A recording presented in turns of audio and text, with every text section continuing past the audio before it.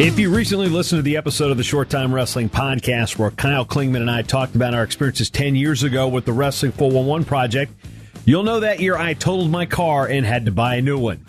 Well, it's almost fitting that we put a bow on that year in an episode, and my trusty 2008 Chevy Trailblazer finally got retired. My wife and I said the last time we got the car out of the shop, which happened to be in Iowa City prior to the World Cup, that this was the last repair. Anything else, and we get a new car. Sure enough, the driver's side window of all things went on the blink, and with winter the way it is, that was the final straw. And no, we are not minivan folk. Sorry. Thought about it? Nope. So rather than sit and watch wrestling on a Saturday, I listened to ODU close out Foreman Field with a football victory over VMI and watch updates on Twitter. I'm Jason Bryant, and this is Short Time Shots, an update for you, the wrestling fan, on the pertinent happenings in and around college wrestling for November 17th, 2018.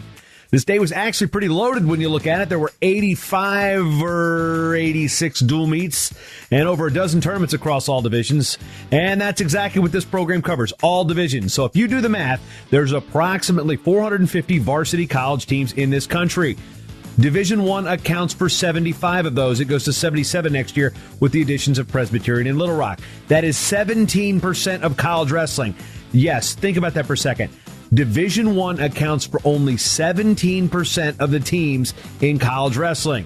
This show talks about that 17%, and it also talks about the other 83% as much as possible. So enough with the car buying and the statistical pleasantries. Let's get to the upsets. Why are we starting with upsets? Because there were two of them on Saturday. The first seeing number 24, North Carolina, head to the Valley of the Sun. I love just saying Valley of the Sun. Heading to the Valley of the Sun to knock off number 8, Arizona State in Tempe.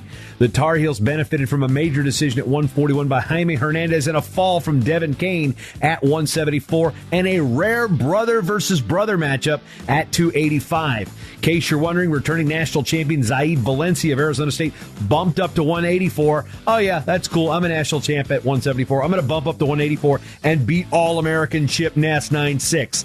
That bump opened the door, though, for Kane to step in and get the fall over Jason Peterson of Arizona State in the third period. Otherwise, that matchup probably heavy favorite for Mr. Valencia. So with Carolina leading 16-15, it comes to heavyweight, and Corey Daniel bested his younger brother Brady 12-3 to cement the upset for Coleman Scott's squad. Had to be a tough day in the Gilliland to Daniel household. Another big upset on the day saw unranked Pitt pick up balls from Mickey Philippi and Taleb Rahmani as the Panthers from Pittsburgh knocked off the 14th-ranked Panthers of Northern Iowa 21-19. UNI led 19-15 heading into the final two bouts, but a pair of transfers, one from this year, one from the previous year, Kellen Stout and Demetrius Thomas, both picked up 6-point decisions. That's decisions, not outcomes. They won by 6-0 and 9-3. Anyway, 6-point decisions. I wrote that terribly, to give Keith Gavin his biggest win of his coaching career. Thomas was an NAIA national champion as a freshman and a runner-up a year ago at Williams Baptist. Yeah, he stepped in. He's liking this Division I thing. He beat Carter Isley 9-3 to make it a final. In Brookings, South Dakota, over 1,800 people were there, and they were a bit let down as Seth Gross did not weigh in, denying the much-anticipated Gross versus Dayton Fix match from even happening. The duel, however, wasn't really much to watch there as number 4 Oklahoma State smashed host South Dakota State, who are probably looking to drop out of the rankings this week, 45-6. The only Cowboy loss was an injury default at 149 by Boo Llewellyn. Number 8 NC State won 3 duels at the Wolfpack. Duels really weren't tested. They beat Davidson 47-6 and then picking up wins over Division II. UNC Pembroke 40-0 and NAIA Reinhardt 35-6. The rest of the pack gets on the mat Sunday at the Wolfpack Wrestling Club Open in Raleigh. Trailing 15-14 with just one bout to go, number 9 Cornell needed an All-American decision from an All-American Max Dean to deliver victory, and he did just that, but he did it with a little bit more flair as Dean pinned Jackson Muma in the first period to lift the Big Red past visiting West Virginia 20-15.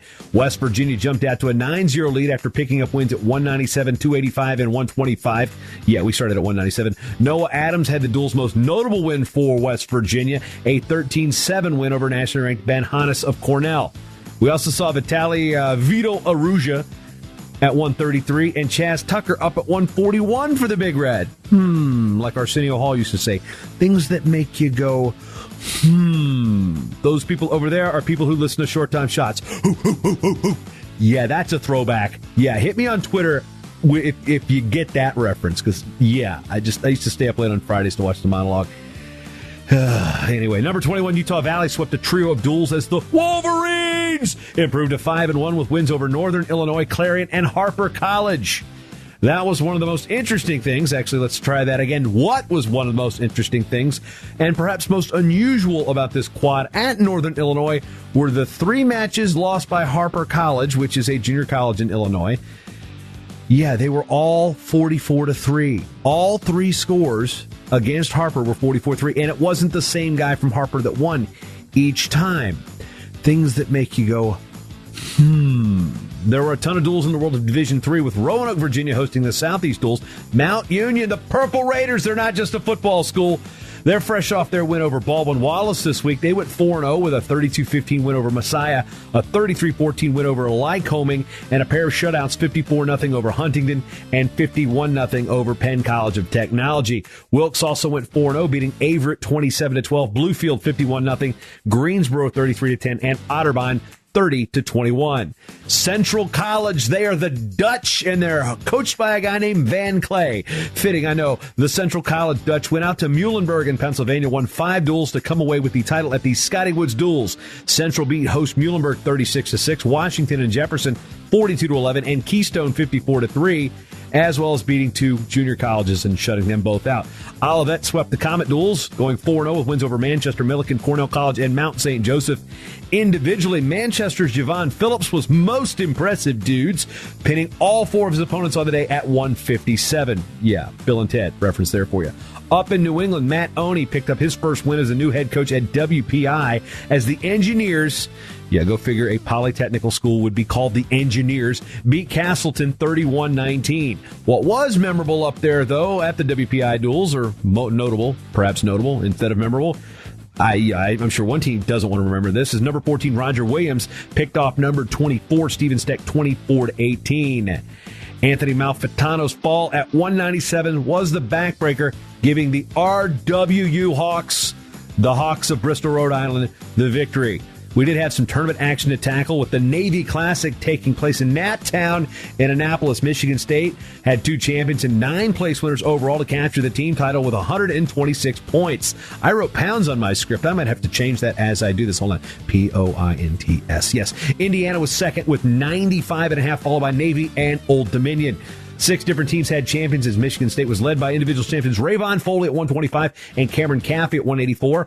Foley beat Ohio's Shakur Laney 7-4, while Caffey beat Old Dominion's Antonio Agee 12-6. Navy had 2 champs, Casey Cobb at 133 and Nick Gill at 141.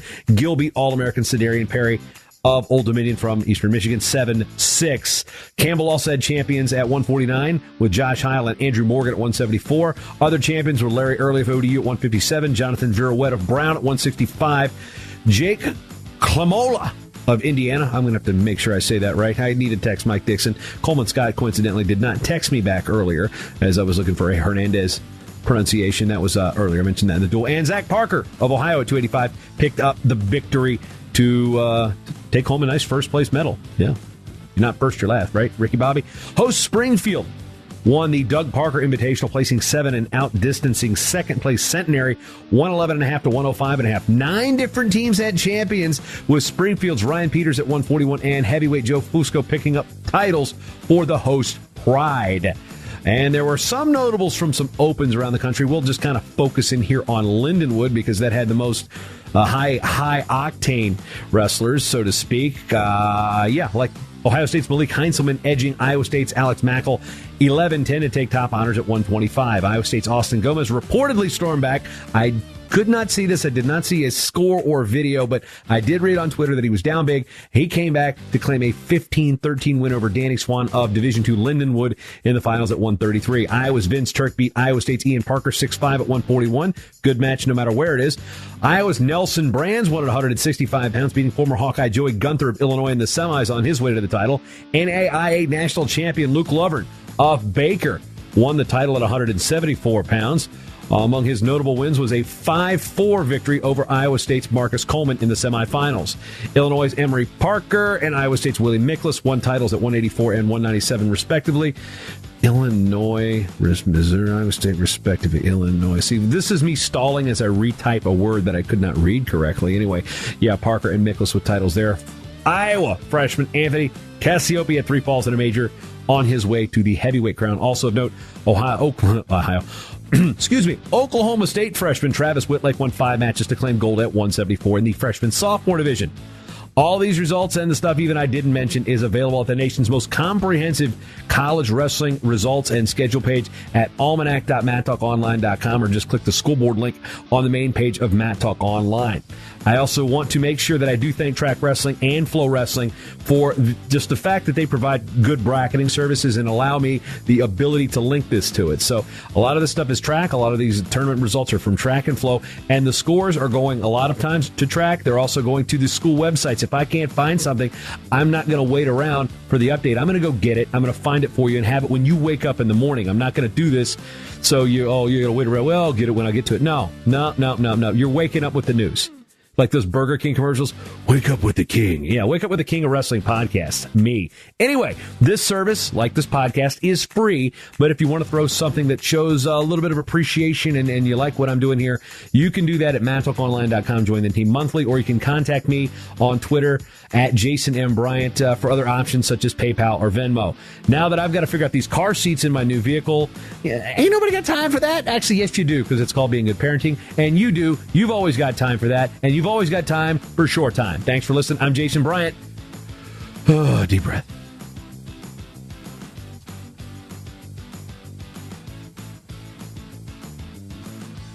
The Short Time Wrestling Podcast is proudly outfitted by Compound Clothing. Shirts, singlets, custom gear orders, everything you need. Call up Cliff and the crew at cmpteamwear.com.